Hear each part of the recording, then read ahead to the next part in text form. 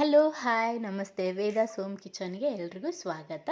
So ಇವತ್ತು ಬನ್ನಿ simple ಆಗಿರೋ ಒಂದು ಪಿಕಲ್ನ ಮಾಡೋಣ. ಜೀರೋ ಆಯಿಲ್, ಸೊ ಯಾವುದೇ ರೀತಿ ಮಸಾಲೆಗಳು ಇಲ್ಲ.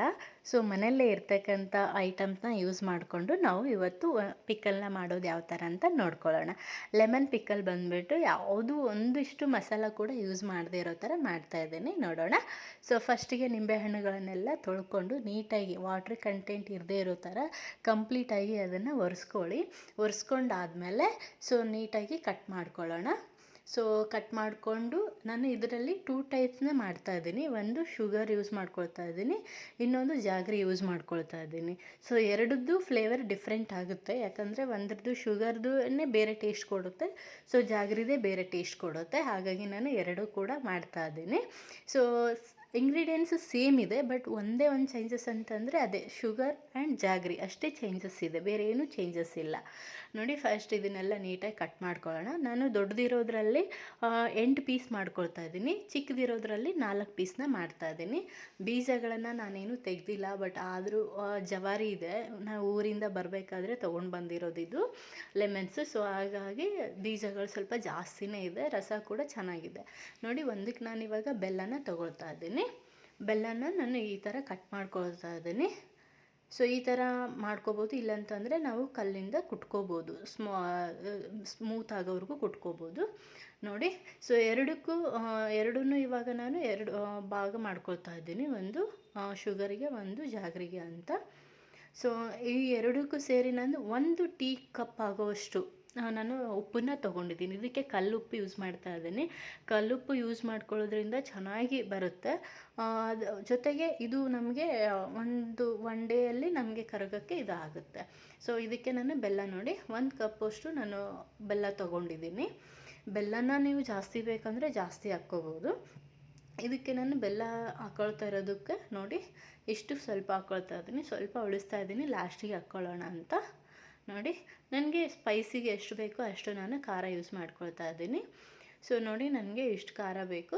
ನಾನು ಟೋಟಲ್ 5 ಸ್ಪೂನ್ನ ನಾನು ಖಾರ ಯೂಸ್ ಮಾಡ್ಕೊಳ್ತಾ ಇದ್ದೀನಿ. ಇವಾಗ ನಾನು ಶುಗರ್ದು, ಇದಕ್ಕೆ ನಾನು ಶುಗರ್ ಕೂಡ ಸೇಮ್ ನಿಮಗೆ ಎಷ್ಟು ಬೇಕೋ ಟೇಸ್ಟಿಗೆ ಅಷ್ಟು ಶುಗರ್ನ ಯೂಸ್ ಮಾಡ್ಕೊಳ್ಳಿ. ಸೊ ಶುಗರ್ ಆದಮೇಲೆ ನಾನು ಸೇಮ್ ಇದಕ್ಕೂ ಕೂಡ ಒಂದು 5 ಟೀ ಸ್ಪೂನ್ ಆಗೋಷ್ಟು ಖಾರ ಯೂಸ್ ಮಾಡ್ಕೊಳ್ತೀನಿ. ಸ್ವಲ್ಪ ನಾವು ಇಲ್ಲಿ ಅರಿಶಿನ, ಒಂದು ಚಿಟಿಕೆ ಅರಿಶಿನ ಯೂಸ್ ಮಾಡ್ಕೊಳ್ಳೋಣ. ಅರಿಶಿನ ಯೂಸ್ ಮಾಡ್ಕೊಳ್ಳೋದ್ರೂ ಕೂಡ ತುಂಬ ಹೆಲ್ತಿಗೆ ಒಳ್ಳೆಯದು. ಸೊ ನೋಡಿ, ನಾನು ಇವಾಗ ಇದನ್ನು ಕಂಪ್ಲೀಟ್ ಕಲಿಸ್ತಾ ಇದ್ದೀನಿ.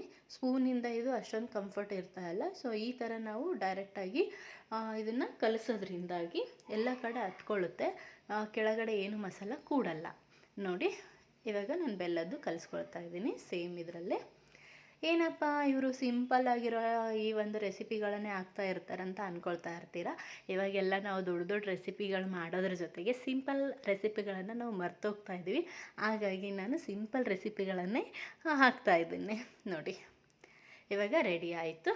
ನಾನು ಗ್ಲಾಸ್ ಜಾರಲ್ಲಿ ಏನು ಯೂಸ್ ಮಾಡ್ತಾ ಇಲ್ಲ. ಸೊ ನಾರ್ಮಲ್ಲಾಗಿ ನಾನು ಪ್ಲಾಸ್ಟಿಕ್ ಡಬ್ಬದಲ್ಲೇ ಇದನ್ನು ತೆಗೆದಿಡ್ತಾ ಇದ್ದೀನಿ. ಆದರೆ ಹೋಗದೇ ಇರೋ ಥರ ಟೈಟಾಗಿ ಮುಚ್ಕೊಂಡ್ರೆ ಆಯಿತು. ನೋಡಿ, ಕಲರ್ ನೋಡಿ ಎಷ್ಟು ಚೆನ್ನಾಗಿ ಬಂದಿದೆ. ಯಾವುದಕ್ಕೂ ನಾನು ಒಂದು ಸ್ವಲ್ಪನೂ ಮಸಾಲ ಯೂಸ್ ಮಾಡಿಲ್ಲ. ಇವಾಗ ನಾನು ಡಬ್ಬಗಳಿಗೆ ಹಾಕ್ಕೊಳ್ತಾ ಇದ್ದೀನಿ. ಸೊ ನೋಡಿ, ನೀವು ಮನೇಲಿ ಒಂದು ಸಾರಿ ಟ್ರೈ ಮಾಡಿ. ಸೊ ನಾವು ಮಕ್ಕಳಿಗೂ ತುಂಬ ಇಷ್ಟ ಆಗುತ್ತೆ.